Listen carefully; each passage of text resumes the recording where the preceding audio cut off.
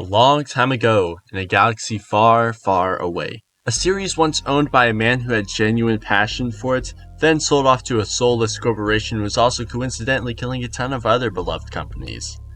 I was exposed to Star Wars at a fairly young age, and the series holds a dear place in my heart as my dad got me into it at a young age. Rest in peace, Pops. And ever since, I've been a pretty big fan of the series. Well, not for some of the modern titles in the franchise. And before anyone goes in the comments and says, "Oh, you hate the new Star Wars stuff because women." Oh! No, I genuinely think these characters and stories could have been so much more better had they had different writers, whether that be a woman or a man writing it. Okay, let me stop before I turn this into one of those is wokeness slash Disney killing Star Wars videos. I'm here to talk about the hidden horror factor of Star Wars, both in canon and legends. The horror factor that you have to do a little bit more digging into the series to really get a grasp of. So, without further ado, let's begin. Coruscant is known as the city planet that is pretty well known within the Star Wars universe. During the prequels and even before that, the planet was home to the Jedi Temple, and in both the prequels and the Clone Wars, a lot of stuff happened here, and to most people, only a few levels were known to them. Fun fact, there are 5,127 levels to Coruscant, including the first 5 that are completely forbidden. To keep it simple, the top layers are the wealthier ones, while the lower you go, the poorer and unsafer it gets, being home to a ton of criminals and gangsters. Now, the lowest we've seen so far is level 1313, but what if I told you that wasn't true? The lower levels are all pretty much just a deadly sandbox for anyone willing and brave enough to venture down into. Past this point, there's little to no police presence here, so the crime rates are much higher. These lower levels, though, could have a variety of dangers, such as trash, toxic fumes, lack of resources, and mutated creatures. There are rumored to be man-eating monsters down there, ready to eat you like how I eat a medium-sized Kiki fries with everything. Damn, I need one of those right now. The lower levels, from what I know, have not really been explored past level 1313 except for a couple appearances in shows and books. Though I could say for sure that there was going to be a series that took place in level 1313 but was cancelled due to unknown reasons to me. And the level was also going to be where a Star Wars video game would take place, but was also cancelled. Coruscant is a very big planet that is all city, and I'm pretty sure it'd be really hard for the people of Coruscant to actually go down there and fix it up. It'd just be one big hassle. I can say for certain about one thing the people of Coruscant know. Don't go down. What's scarier than monsters? A monster that can use the Force, that's what. Star Weirds are tall, lanky creatures known to be pretty ancient and pretty good Force users.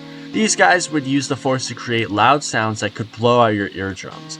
These guys are also practically nearly unkillable, being resistant to stuff like blasters and stuff like that.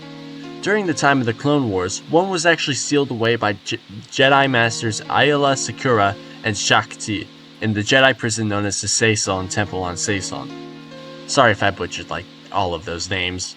Then in the year 3 ABY and 4 ABY, an archaeologist named Dr. Shelley Luna Afra, as well as Luke Skywalker of all people, ended up releasing this creature, but after a pretty tough battle, Luke and Shelley defeated the Star Weird. Now, at first, the Star Weirds weren't canon and only in legends, but they were brought back into canon through the 33rd issue of the 2020 comic book series Star Wars Dr. Afra.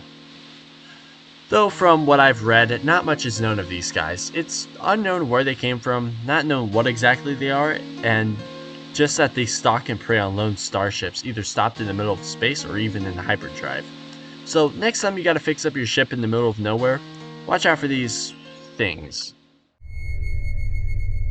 The Unknown Regions is a large pocket of the galaxy that is one of the less explored and more mysterious weird locations of the Star Wars universe, and is home to a lot of very weird anomalies. So much, in fact, it would take me a whole 3 hours to really explain it all. So I'll keep it short and sweet. The Unknown Regions are home to the most terrifying things in the Star Wars, like the Now Now, a black ooze creature which can form into a bunch of different shaped figures. This entity can also infect regular people by going inside of their body and consuming both their brains and organs, and found a perverted joy in this way of killing sentient beings. Next is the Sorcerers of Rond, who are a religious group who possibly intercept the dark side and also maybe the Anti-Force. This group's philosophy does not align with the light or dark sides of the Force. just what they call the dark. And their motto is power. Power that can and will destroy everything. There are a whole lot more I could get into, but would take me many hours to explain. And I'm trying to keep this video short, so let's turn on our hyperdrive and get the hell out of the unknown regions.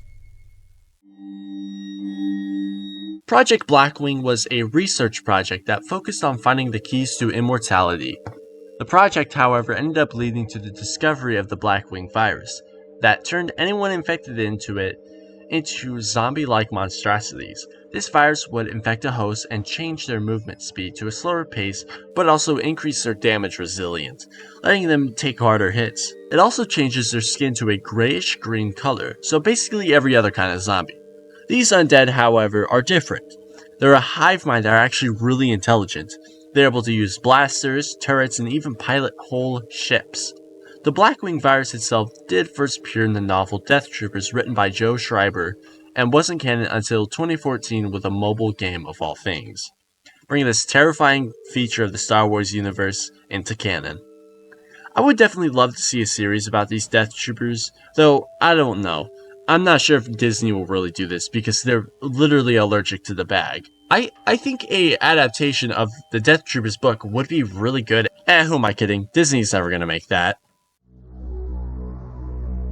Man, this is gonna need a video in and of itself. There's so much behind Abeloth's story that it would give this video an extra 20 minutes behind it. So I'm gonna keep it short from what I read through the Wikipedia and 3 straight hours of YouTube binge watching. Abeloth was a mortal who was closely connected to the godlike family known as the Ones, who embodied the light, dark, and balance of the Force. Although Abeloth was a mortal, she still took the mantle of servant to the Ones. But she wanted more than that. She wanted to also be immortal, so she drank from the font of power and bathed in the pool of knowledge. This, however, corrupted her with complete darkness, and she gained very powerful Force abilities and spread chaos wherever the hell she wanted. She was then imprisoned within the Maw, an area full of black holes located within the outer rim of the galaxy. And although Abeloth has gotten out on a few occasions, she was always put right back, left for dead within the field of black holes and never to be set free again. She even went toe-to-toe with Luke Skywalker a couple times, but since this man Luke is an unstoppable GOAT of the Star Wars universe, he resisted any attempts from Abeloth to corrupt or mentally dominate him in these battles. This man is my GOAT and will always be my GOAT. No, not him. That's not Luke to me.